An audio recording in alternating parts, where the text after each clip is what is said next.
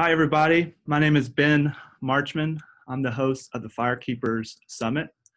And before I start welcoming everybody in today, go ahead and start to put your name, even though your name might be on your Zoom login, and just put your name and where you're from in the chat. We're going to welcome in each other this way, and we'll go from there. And if you can't find the chat, the best way to find that, the easiest way, is just to go where it says meeting, and you can scroll down, and it'll say show chat, and then you can kind of type your message in the bottom. And just make sure it says to everyone. Sometimes I might just say to host or something like that.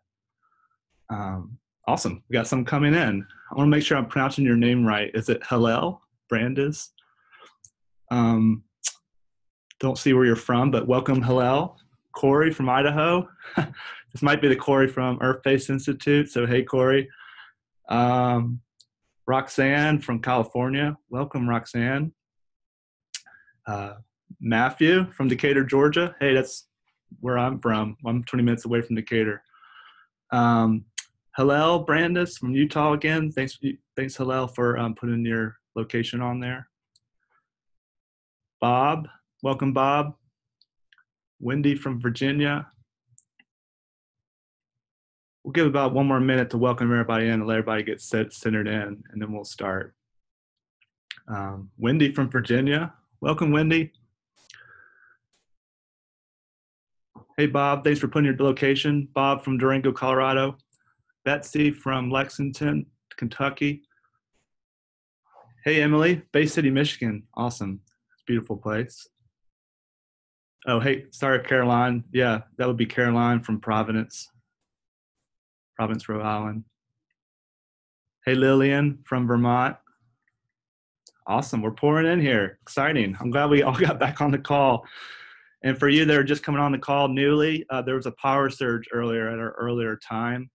And so I apologize for having delayed that. Right when I logged on, the entire block at work actually had an entire power outage, so that was beyond my control. And then realizing that if I did this summit from my phone, that probably wouldn't be the best idea. So welcome in, everybody. And I'm gonna turn everybody's videos feed off as well as your sound. It's just sometimes that can be distracting for people as they're watching the speaker. And we have about 45 minutes here, 45 minutes to an hour. So I was going to tell you the structure before we start. I'll just speak a little bit about myself and what the summit means to me and why we're actually doing this all together. And then I'll allow some time at the end for everybody to interact with each other. So let me just close out y'all's feeds here. And if you do want to ask questions or interact, feel free to share in the chat. But there will be time to share by opening up y'all's videos and your audios at the end.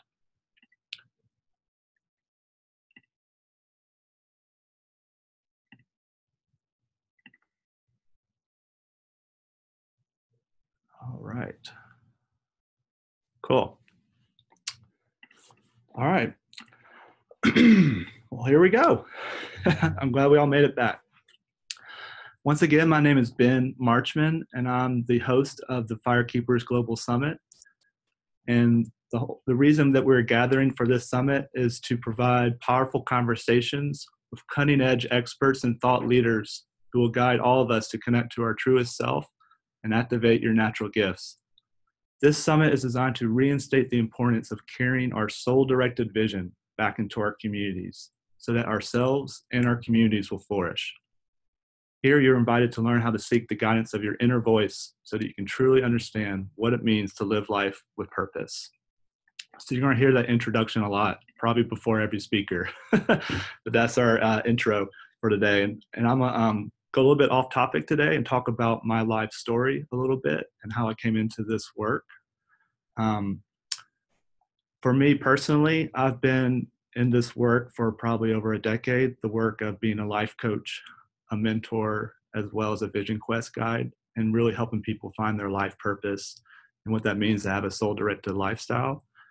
But to backtrack a little bit, I would say this, I wouldn't say vision, but this need to be looking deeper into myself came actually when I was really young. I spent a lot of time outside when I was little, and I had really supportive parents that can really share a lot of this knowledge with and have curious questions in life. Parents that would encourage me to be outside more and to explore the natural world, but also explore deeper into myself by just asking great questions all the time. So I really dedicate a lot of my work to them. So looks like actually my dad is on the call, which is really cool. So thanks, Dad. Yeah, and growing up on a farm, as some of you might have grown up on a farm or in some sort of natural setting, so you can relate to what I'm kind of talking about here. And to grow up in a natural setting and to constantly be in nature, of course, I have those spiritual connections, and I've been able to emphasize more of those in my older stage in life. And moving forward a little bit, kind of in my later teens, 18 to 21, I started really understanding a lot more of myself when I was in the realms of working with ecotherapy. So taking young adults and help people with substance abuse out into the wilderness, and really understanding a lot more about how spirit works within me and really understanding what my purpose is in life. But when soul really started speaking directly to me when I was younger, in those stages, I ignored it. It was scary for me. I was very fearful, and I was scared to answer the call and actually follow through with what I was supposed to be doing in life. So I actually ran away from that calling, but still wanted to be working in a natural setting. So I got a job with the Nature Conservancy, which is a great job. I worked with them for about 8 years, and then kind of moved away from that. And then it wasn't until I was actually teaching in a teaching career where I really answered the call to what I'm supposed to be in life, and which was to really drop everything I was doing as I was teaching and to just run with being a Vision Quest guide and helping people find life purpose, as well as just coaching and mentoring people. And how that came NatureLink, the business that I do now at a community level. And so that's a very quick overview of myself. And I'm gonna allow some time for people at the end to give their overviews as well. We might have a little bit of time for people to give a little bit of their story. But I want everybody to kind of sit back in their chair a little bit. And I don't know if you got the email before. Some of you might come on late to this registration, but that is to bring some sort of symbol, like a candle or a lighter, or it can even be your cell phone, something that's showing light. Honestly, I had to race from the power surge earlier, so I forgot my candle. And I'm asking y'all to bring yours, which is kind of funny, but I have my phone here. And I'm just going to turn on the light signal. And so if you don't have a light signal with you, go ahead and grab that. We're going to take about a minute to get centered here with this start. I just have my phone here. And so the symbol of fire, oh, awesome. Somebody's waving their lighter. Thank you. The symbol of fire is a big piece to this summit. And we're going to talk about that in a second, but I'm going to allow some people to get their fire. And if you want to, you can kind of put it up on your lap. Mine's going to kind of be off to the side here.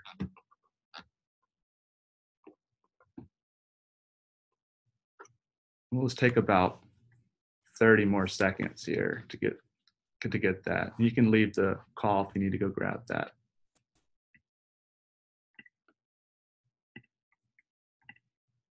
Oh, awesome. Yeah, thank you.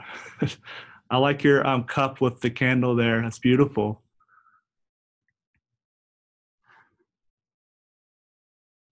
I'm noticing some people are at work too, so it's okay if your coworkers look over and you're holding a candle. I'm gonna put, and you can turn your videos back on if you want to show me what you brought. If not, then you can leave your video off.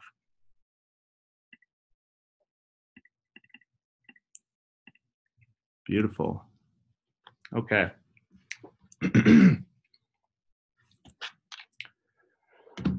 So we're going to kind of open up and welcome everybody into the circle here. I wanted us all to kind of, you can close your eyes or leave your eyes open, but to really be thinking, even though we're talking through a computer and we're all across the nation here, and there's even some people on this call, looks like from Scotland and UK, that we're sitting around a fire. And this fire is the whole concept of FireKeepers and what that really means, which we'll go into that in a little bit. But just to really try to bring that symbolism of fire and the warmth of a fire, and to kind of imagine that we're all sitting in front of a fire instead of just a computer, and that we're holding counsel during this talk today. And so just come in with an open mind and what that means to you. And you can close your eyes as I'm sharing these words with you. We're going to go into a meditation in a little bit, but first talk about the symbol of the fire and what that means. We could probably talk a whole hour about that, but in a nutshell, the symbol of fire to me, it represents many things and to many people and many cultures since really the dawn of man. And it can be recognized by some of us, some of you viewers today might view fire as a purifier. It purifies things. It can be a cleanser. It can also be a destroyer. We have some speakers on the summit that are in Australia right now, and all of us are feeling the pain from that, by fire being a destroyer of habitat, as well as a generative power of life. It can be rejuvenating life as well as destroying life. It can be energy. It can be change. There's so many different words we can associate with fire. It also represents an illumination, enlightenment. It can mean a destruction, renewal, which we kind of touched base on. And the symbol for how it's being used at the summit is about spirituality, as well as with energy and change and transformation. And just to be thinking about, as you're holding your candle or your cell phone, I have my cell phone because I don't have my candle because I had to switch jobs, office sites, to be thinking about throughout history how fire has become a very significant element in our lives and in human development as well as its versatility in communicating with people, as well as even like in the primal stages of human beings, how it was a protection from predators, how it allowed us to cook, and how we use it today. So fires will be very prevalent in a lot of our talks during this summit. And you can put your candle down if you're holding it, but I also would recommend, if you don't want to put it down, you have also the choice to cup your hand like this. I'm just doing my little high here. And I'm just going to use my hand as an example. So put your left hand against your sternum, kind of like this. And then I'm just going to hold my thumb up like this as my little light. And so what this is going to represent for all of us on the call today is this sacred space that we're all holding for fire, but also each other. So everybody gets situated with that. So just kind of hold it up like that. I'm using my thumb as a symbol here. And you don't have to show everybody on the call. You can keep it a little lower if you need to. And I want to invite everybody to kind of slowly squint your eyes. You don't have to close them all the way. And to keep holding your flame.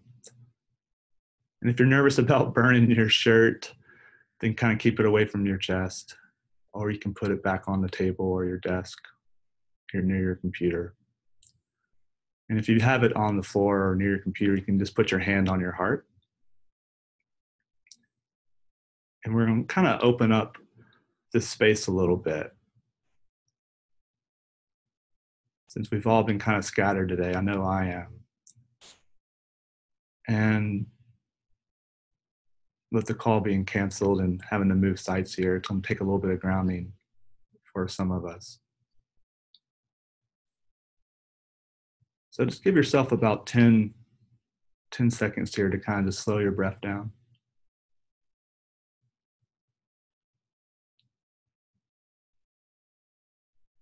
And just pour out some gratitude.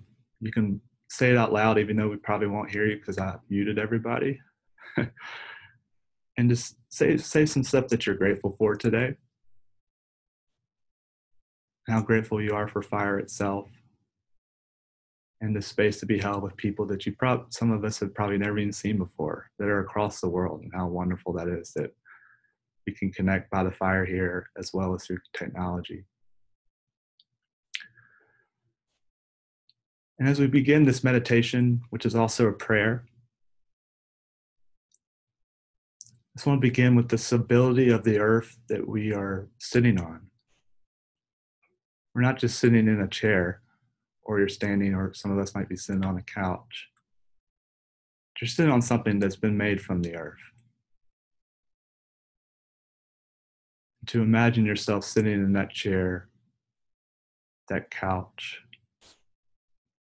If you're standing watching this call, or listening to this call, or even if you're driving,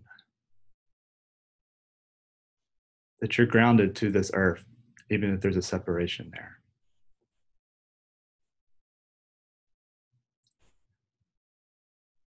And imagine that stability being moved through the ebbs and flows of the fire, as well as emotions of water, and how those emotions and what those mean to you, how they pour down in a calming sensation to your heart, to where your hand is holding your heart now, or where you're holding your candle, your cell phone, flashlight, whatever is the light source that you brought to the group today. If you are a yoga person in the group, you know how you're arriving at your solar plexus, the seat of power and transformation. And in the same way, be holding this space and imagine how this fire turns into a matter of heat and light, and where you want to take that into the world and make the best of it.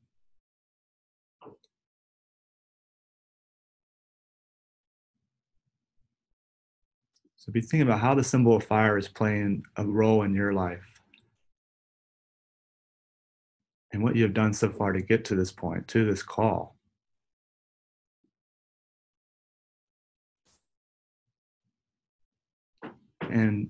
But also be thinking about what has happened before this call, and how to bring issues or overcome issues and blockages and big roles in your life, as well as passions, your intrinsic gifts, your purpose, and all of the excuses that we've all made, including myself. I make excuses all the time.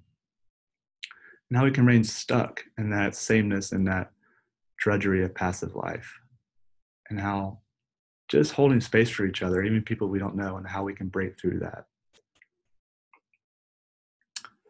and how wonderful that is.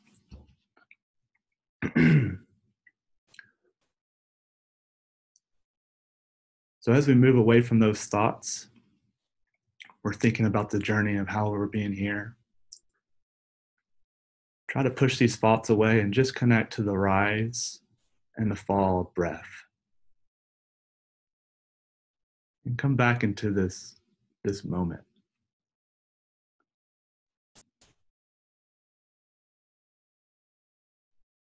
Try not to connect to the past or the future and start planning the rest of this day. Just try to connect with all of us in this space, to the candle that you're holding, flickering of light.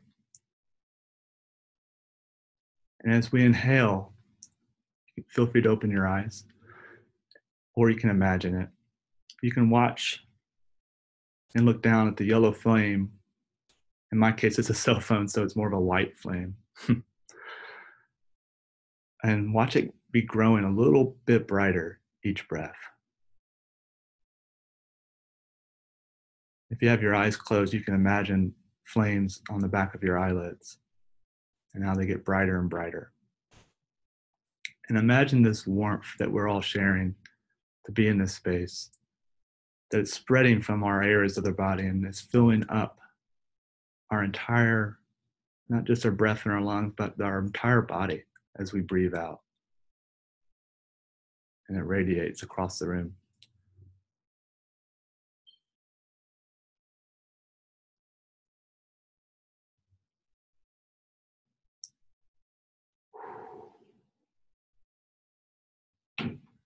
now let's go back into our past a little bit and imagine not just us, but our ancestors who have helped us get here today. And imagine that you're standing above your ancestors around the fire, around this council that we've all created together. And that you're standing on the outside watching your ancestors fuel the fire with a stack of sticks. And each stick that they put in the fire, that's getting brighter and brighter.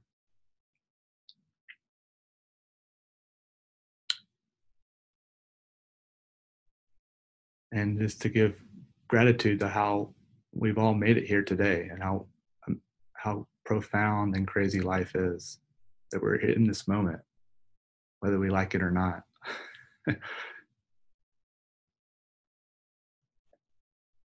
And for visualizing, each of us has this bundle of sticks, and be visualizing a bundle of sticks and on each stick, kind of imagine a word or a phrase to yourself.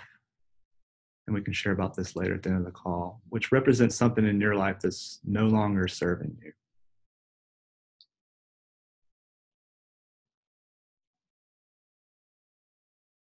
For me, that would be routines that have never worked. There's countless routines I used to work on over and over again. And that's not actually helping you out. Be visualizing, be going through your thoughts on something that you are in the process of letting go of, or that maybe something that just needs to be happening. That can be a state of being that you want to be achieving, not just from our call, but it could be the week or something you have planned for 2020. And just remember that some things in life that must be let go of hundreds of times before we are actually free of them. That's how powerful surrendering can be. That we can be constantly letting go and letting go and letting go.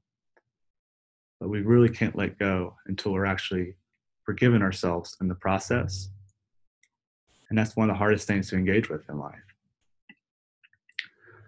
And so to end this meditation, this prayer that I have for all of you, I want us all to kind of imagine, even though it sounds really corny, to act like we're holding a stick and we're placing it into our own fire. So for me, I have my hand cupped, and I have my my phone here, my candle, and I'm putting my sticks into the fire, and I'm watching them catch fire and burn. And that as each phrase or each word or things you're working on are burning away, imagine that wind that carries that smoke away. And it carries the ash away from you, out into your community. The summit is very centered on community and how we are carrying our gifts, our passion into the community, but it needs to be seen. So everybody can open their eyes if they're not open yet. And I want to see if anybody wants to interact with these questions. I want everybody to ask themselves before we interact after this prayer and meditation, and then before we dive a little bit more into what the summit is truly about. But I want everybody to interact a little bit, so I'm going to open up some of the audios, and we might talk over each other, and that's okay. Your best way maybe will be like to say it in the chat, but you're welcome to voice it on audio as well. And just be asking yourself these questions, like, do I truly have the energy to do the things I want to do in life? And do I have the confidence to do things I want to do? They're two big questions that a lot of speakers have brought to the table in our recordings, and that I want to be sharing with you all today. And also just be thinking about what's getting in your way. So I'm going to open up a little bit of a dialogue here. So I'm going to unmute everybody. And just feel free to be make your statements very short, because you might be talking over somebody. And so your best bet you can also do is to just share it in the chat.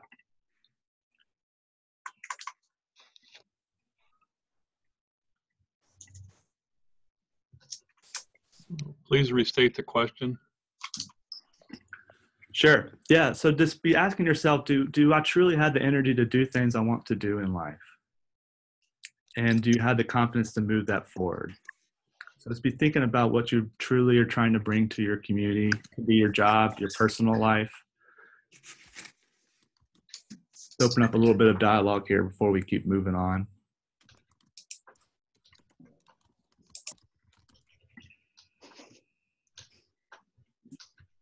Dude, we got a fucking dud, dude. Should have taken the fucking Purple shaking flowers, We got- fucking shit. little ass. All right, I'm on mute. Whoever is talking Yeah, here. alpha, man. You know, like, Anybody can interact in the chat. give me the greenie, the alpha. Yeah.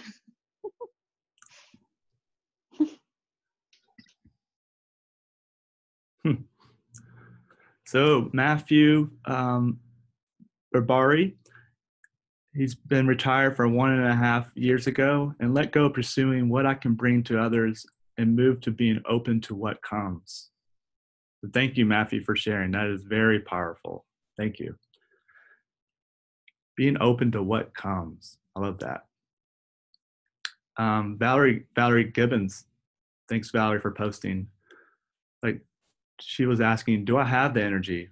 And most times I struggle, but the passion is there. Physical limitations, also overwhelmed by all the problems in the world. Yes. Thanks, Caroline. Caroline just says, good question, which is fine. That's perfect. That's a very powerful question. So these questions are questions that all of us, even myself and the speakers, are going to be expounding on this summit. So this is why we're asking them today, just to be thinking about as we go through the summit. Awesome.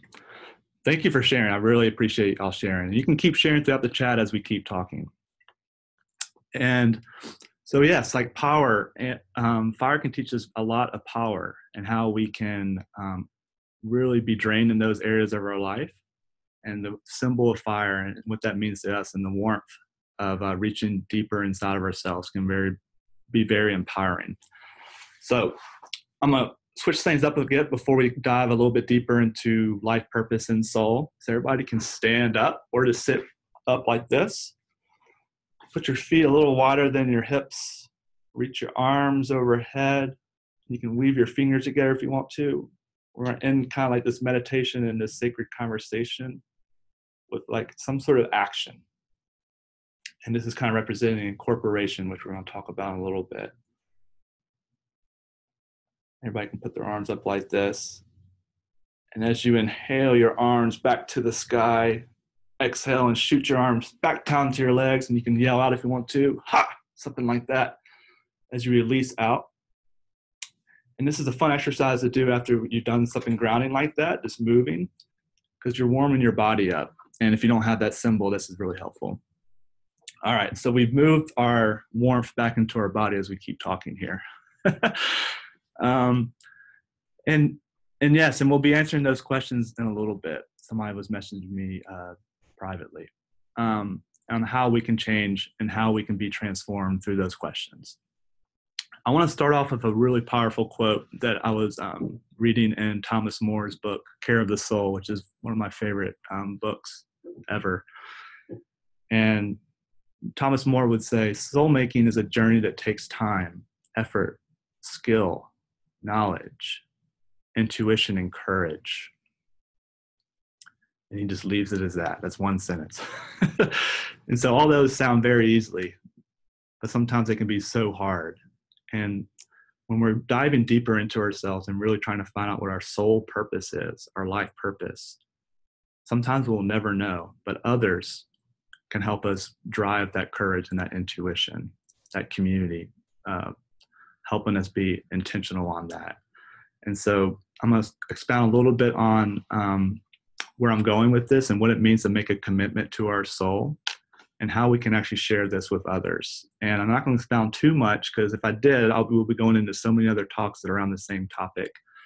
But the whole concept of this summit is, what does it really mean for myself, not really just the speakers, but if you're a viewer, what does it really mean to have soul-directed vision and to play that out through my life, and how to know that my soul was actually communicating with me. and to find purpose in the process. And so as we move through the talk here, I want you to be trying to think about the commitments you're making to those questions. And then even ask like the bigger question, which is more of a commitment and an attention. And you might not have to answer to it. And just feel free to say this out loud or to just be thinking about it. But for the next year of excuse me, for the next year of my life, this year of 2020, I'll set my own attention for myself, and for myself only, that is to embody and fully feel what it means to live my life's purpose. When we have something bold like that, a statement, it can be very intentional and set us on that path. That's huge. It can kind of move our process forward.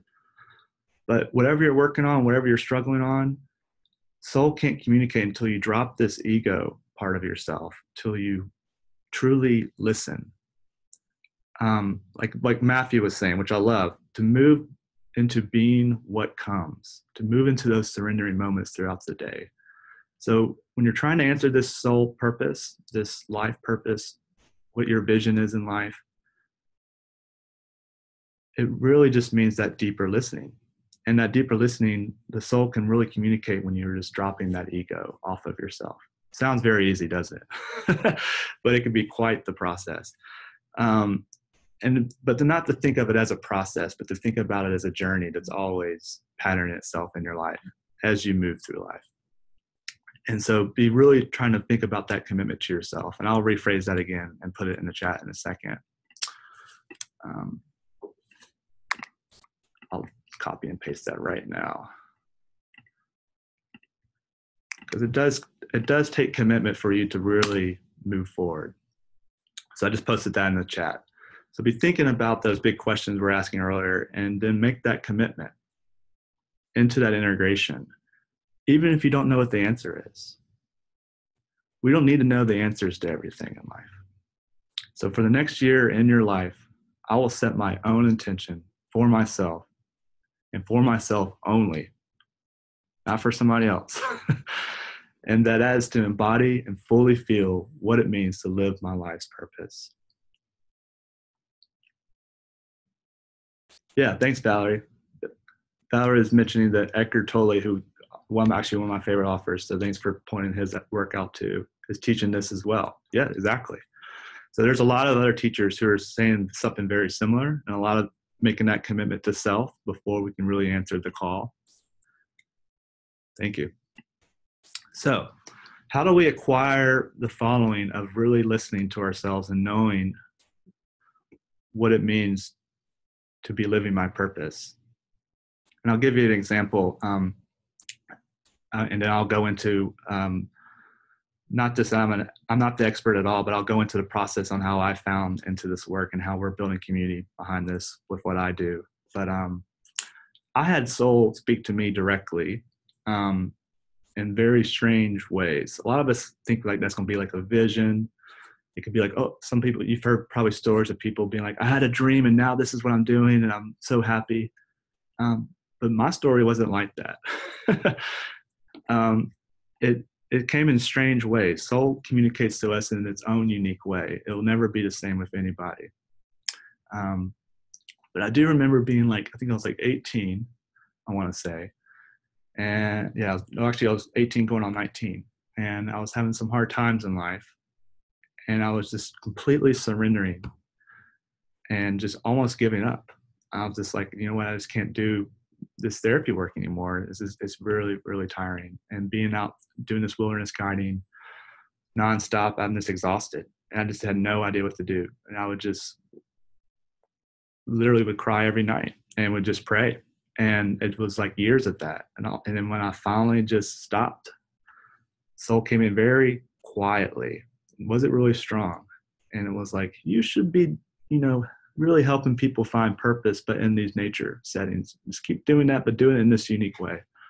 And I ignored it. I got tired of working people, so that's why I went into ecology work and wanted to play around with animals and plants. But it wasn't until then until I developed more of that spiritual connection. So but then now I'm coming full circle, and 5 years later, I answered a call again, and it came much stronger. I had a very interesting experience. I was on a vision quest, and that was actually enacting for myself. I was doing self-ceremony for a couple of days in the woods up in the North Carolina mountains, and kind of in a similar process. The couple of days before, I found myself teaching a permaculture gardening lesson to a group of kids. And I was just like, I don't want to be doing this anymore. I'm just tired. And so the next weekend, I just went up and just had that deep listening for a weekend, and having very vivid dreams about, animals and birds having these amazing aurora of lights around them. And it was the strangest dream I think I've ever had, but I never knew how to process that. And I almost forgot about that. And sometimes that comes back up, and now I'm like, oh, right, that was soul speaking to a different type of format through a dream. So sometimes it can come really subliminally and very short. And if we're not really listening and we're in that state to really listen, we'll forget it. Just want everybody to take note of that. And so how to acquire to truly listen and to know when soul is actually talking to us. The first thing we need is some sort of routine or process that helps us get into that spiritual connection. It can be, some of us might have a daily meditation. That's awesome. Or daily prayer. It can be that could be something as simple as 10 minutes or so of just sitting and being quiet. Be as simple as that. It can be exercising. Some people have that spiritual connection to themselves when they're just moving. They're moving through some sort of natural environment. So that can be an effective process. But some sort of thing that helps you pattern throughout the day in nature, and we'll get into the nature piece in a second, and helps you establish some sort of system, process, routine, wherever you want to call that. So that's the first one. It can be something as simple, or it can be something really complex. I've heard people and even clients that have like timers on their watch that just tell them to stop and just breathe because they're so busy. And if you don't have 10 minutes in the day, then you probably need to make some more time for yourself. So that's an important one. And to have somebody that's going to be truly listening and to be a deep listener for you. And that can be in the form of many different ways. Would not recommend that would be your loved one, like a dad or a mom or a spouse or even a child. If you have done Rites of Passage work before, having somebody like a wilderness quest guide would be really important to have in your life to talk to deeply listen.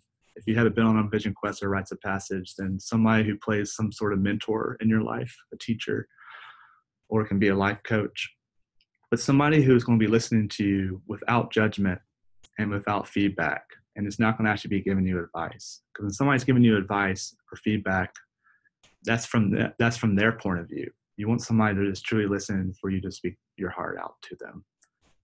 That's very important. And if you have more than one, that's even better. And that's kind of getting into the second one, having a circle. I just call it a circle of trust. Something simple. I've heard some amazing names. Some people call them soul circles. Some people call them unity circles or spiritual circles. Something we do with NatureLink is behind every client that I have, I help them create their own circle, and they have all their people they can share whatever they want to share. It can be, here's something that's come up for me today.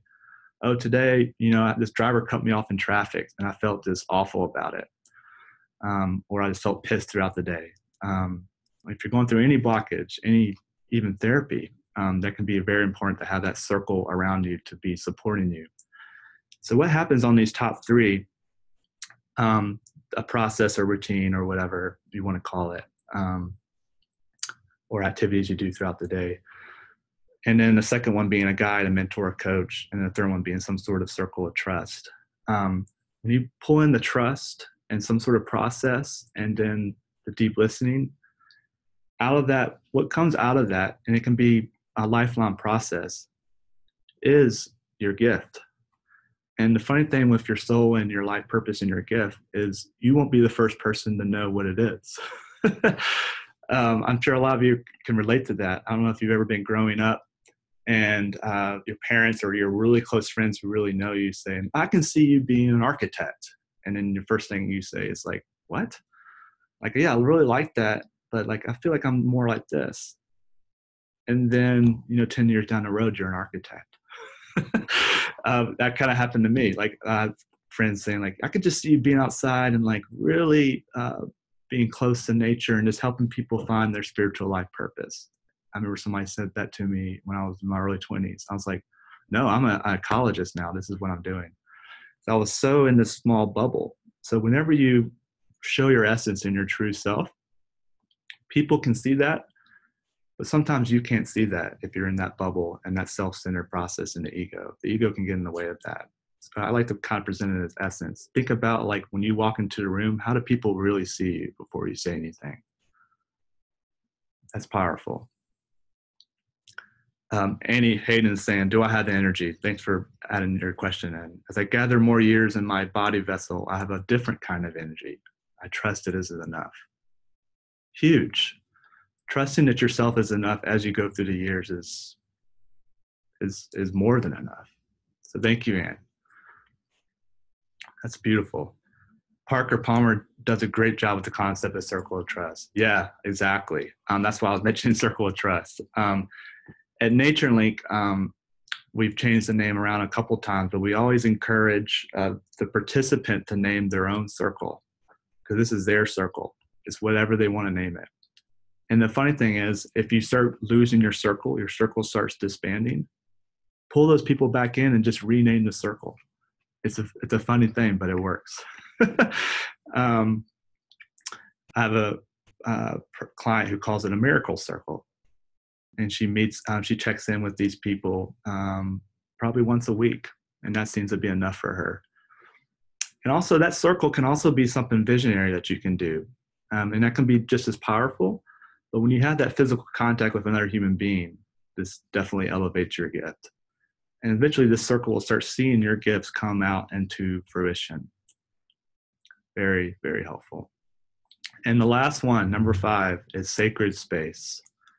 So what does sacred space mean? I'm sure a lot of us might have different examples, but sacred space is having that time, not just for yourself, but for the group to just sit and bring in that deep listening, but it's at a different level. It's at a spiritual level. So having space and time in your life to just be in a listening state. One of my mentors would always say, whenever you had that big question, that issue, that blockage that you're working on, never try to find a meaning right away.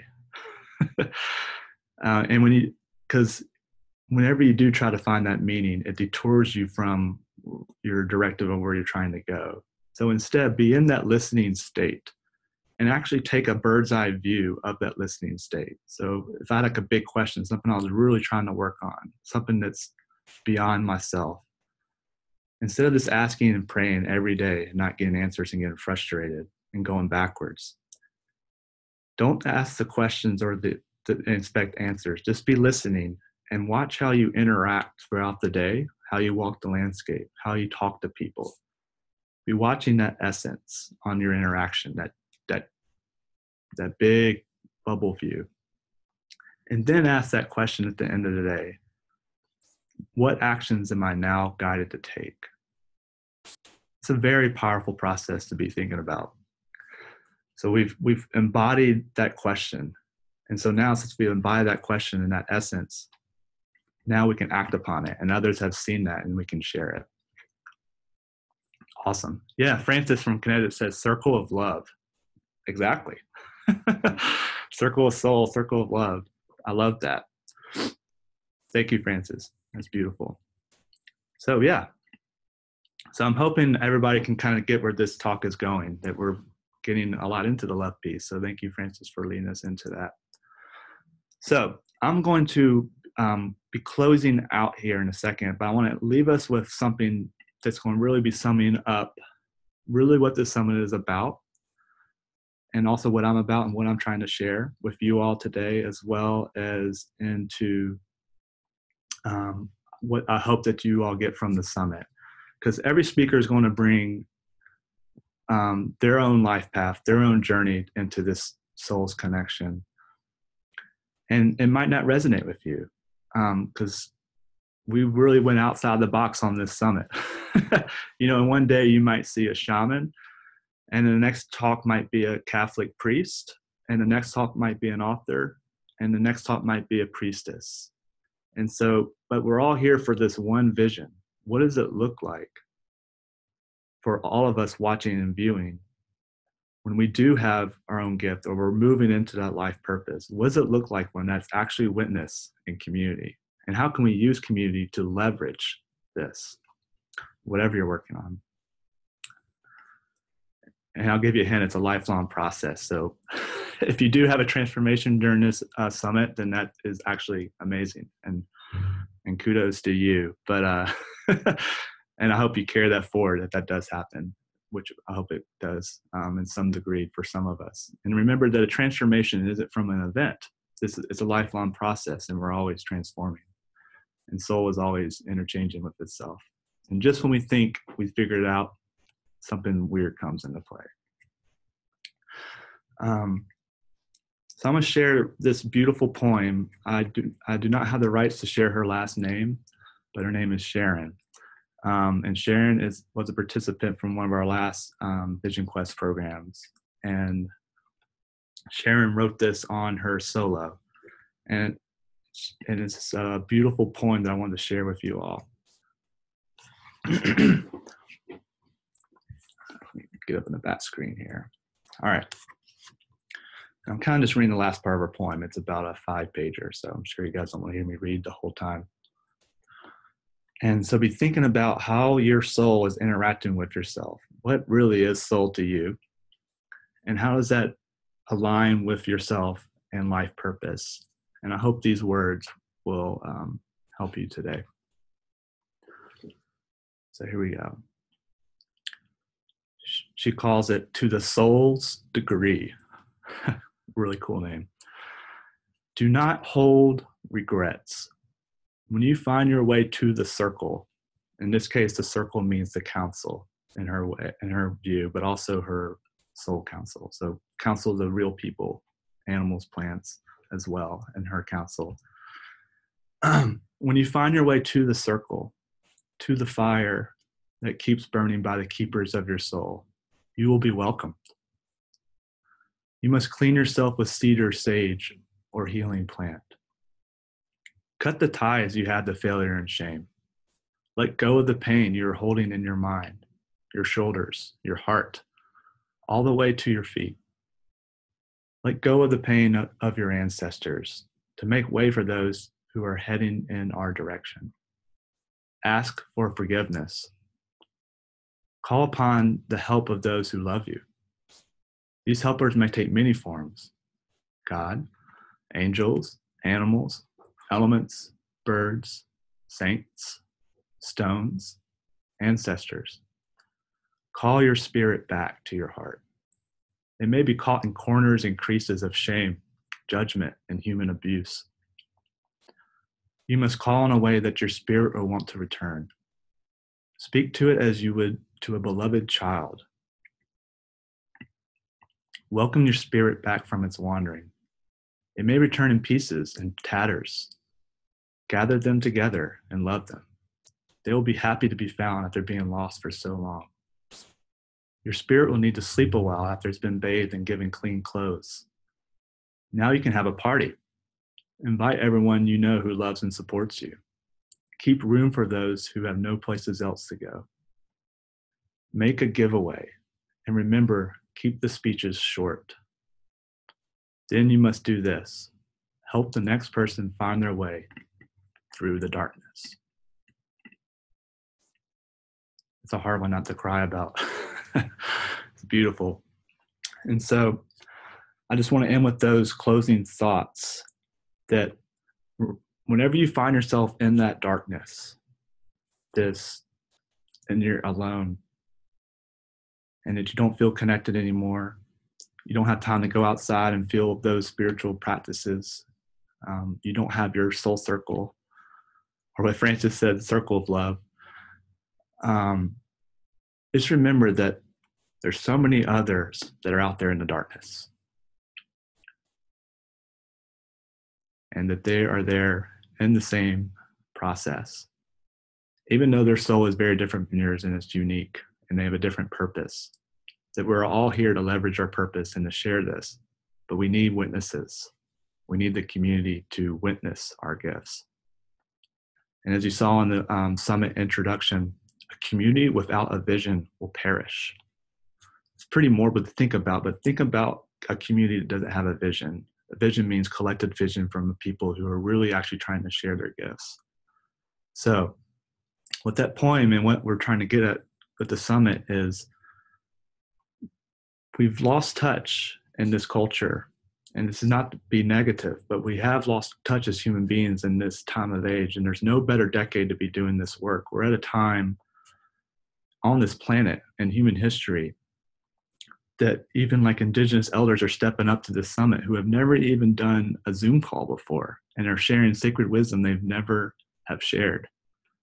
All because they want people to be sharing their gifts and keeping these visions of community and the human race going, but in a soul-directed way.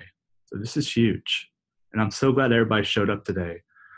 And yeah, Francis, I can share that poem in the transcript. So I'll do that in a second. So yeah, thanks for the reminder. But I do want to open up the last like 10 minutes or so for people to interact with each other. This is a very different summit. Most summits you're going to see a speaker talk and we'll have like a question and answer. And then that will probably be it. It's a big disconnect for sometimes people that really want to interact and share something. And we're holding this whole week around the fire in council. And what council really means to me and what we're doing is there's nothing different. It's not like we're imagining ourselves of indigenous peoples, but council meaning that we're gathering here in this deep connection and we're listening deeply to each other without judgment and criticism, that we can open up and then we can let soul enter all of our lives in unison in that sacred space. But I'm gonna stop talking because I can probably talk to you all for about 2 hours. But I'm so excited that everybody's on this call. And if you want to still be involved, I would highly encourage watching the rest of the speakers. And if you do miss ones, that is okay. I'm sure you all got the email if you've subscribed that even if you've missed some of the live talks, they are still recorded. And if you've missed even the recordings that are aired each day, you can still pay for the lifetime access. Unfortunately, you have to pay for it at the end, but you can still have access to all these recordings and these beautiful voices. And I'm going to leave us with that. So if you didn't have a chance to share those questions at the beginning, I'll say them again at the end. If somebody wants me to rephrase that, somebody was messaging me privately. But I just want to open up a conversation and just see where people are at. And we have about 5 minutes. I'm going to unmute everybody. And it's okay if we talk over each other. I'll just do my best to try to hear us one at a time, because there are a lot of us. So let me unmute everybody. Thank you for this council. Thank you, thank you, thank you. But it is January. And if it gets too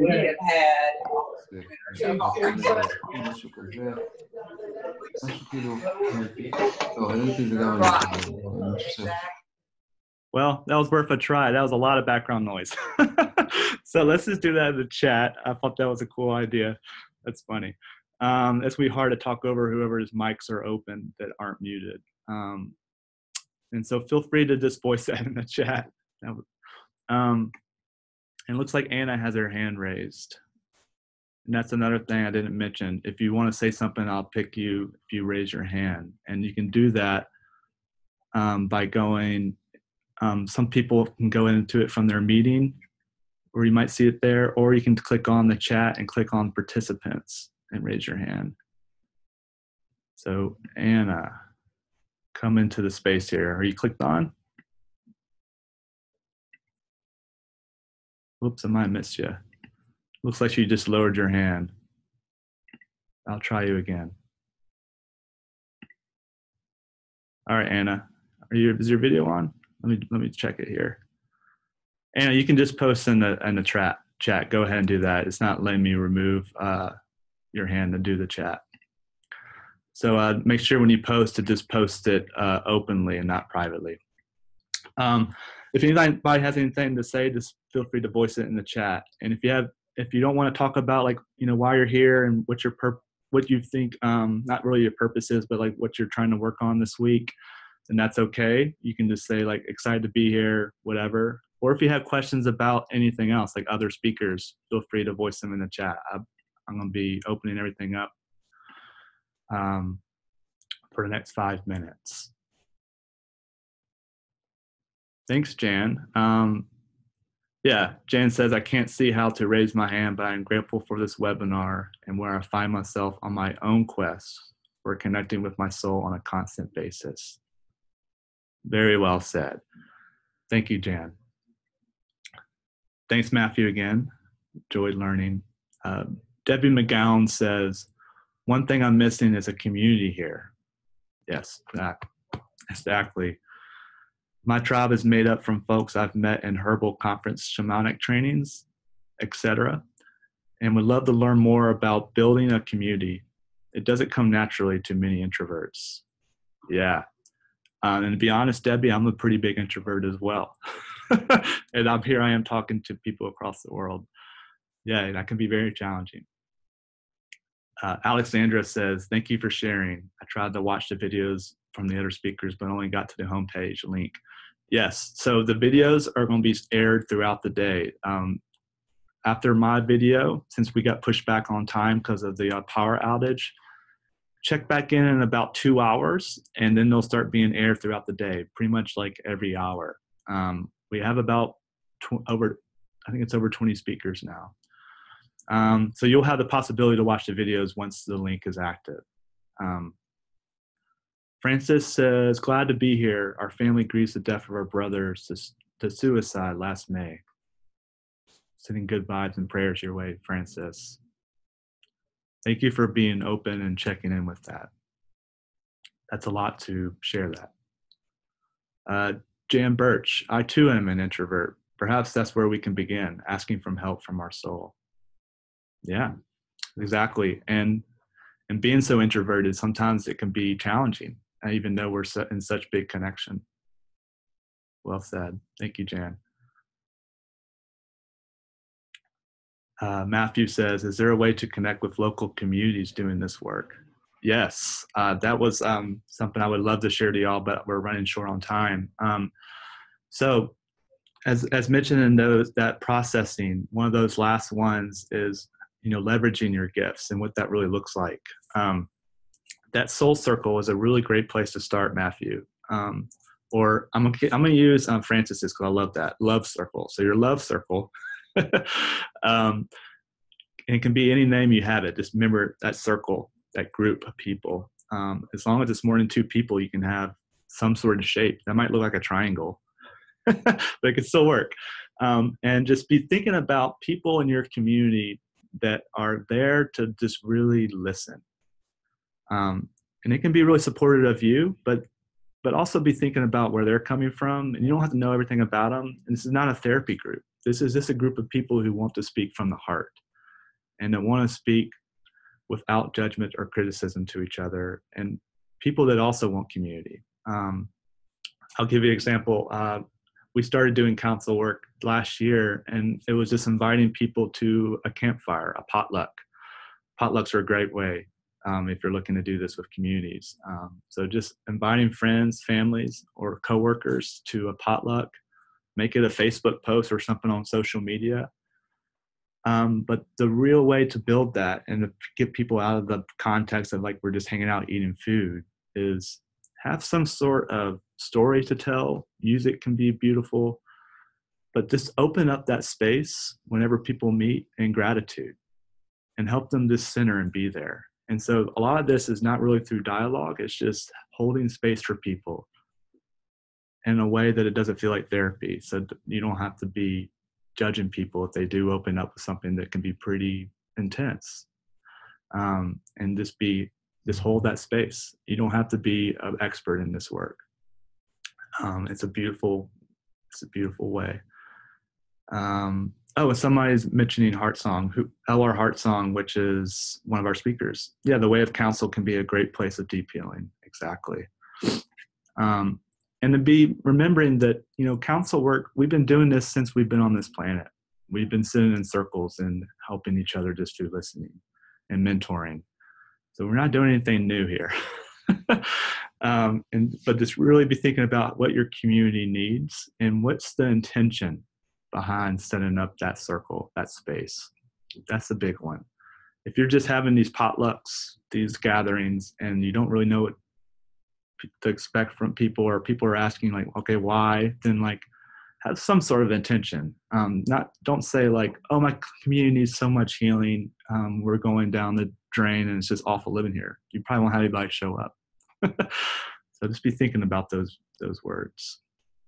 All right, so it looks like a couple people have to go, and that's perfect timing because we're at the top of the hour here. Well, I want to thank everybody so much, and just be thinking about those words of wisdom that we're all sharing together and want to share with each other. And also, I just really recommend that you keep bringing your fire source, even if it's a candle or a cell phone or a flashlight, to each speaker, and just to bring that symbol of fire and to really just ground yourself before the call. It helps to kind of show up like a couple minutes early, like 3-5 minutes early before each call, just so you can kind of like be in presence with the person, even if it's a recording, and just kind of imagine your place in that space with the recording, and you'll get a lot out of this in that way instead of just taking it for yourself. Because whenever you're taking this knowledge for yourself and not taking and deeply listening to the speaker, you're going to be conflicting a little bit with your ego. So just some kind words there. Thanks, Valerie, once again. So refreshing, so helpful. And Susan says, when is the next speaker? Since we got pushed back, the next one will be in about 2 hours from now. Yeah, I'm just really excited to be sharing all of these amazing speakers with you all, and that I hope you guys get a lot out of it, and that I hope you bring whatever words of wisdom you come out of there. Thanks, Francis, for shaking your rattle. I hope you bring your own words of wisdom from what you're taking away from the day, but also from each day, and that it slowly starts building with yourself, and that you can eventually take action on whatever you are looking to take. I appreciate it very, very much for you showing up. And the best way to, I think, end this call would be for all of us just to hold that space together as we zoom out of here. So if you want to, we can just center ourselves again, close our eyes, and just imagine that we just told a huge story together, and that we're just watching the fire in silence after an amazing story.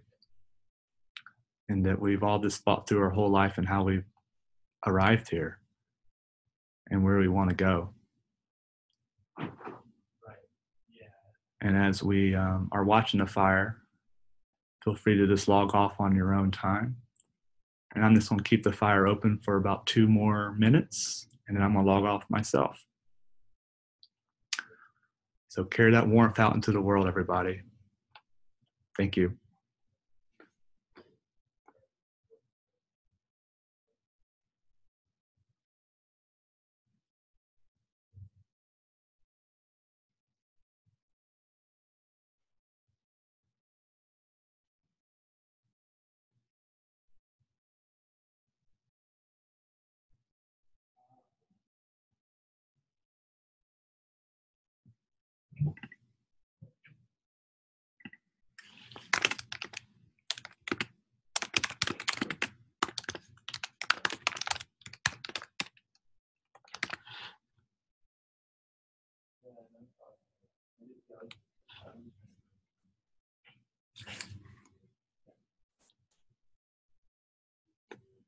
Okay, everybody, I'm logging off. Thank you very much.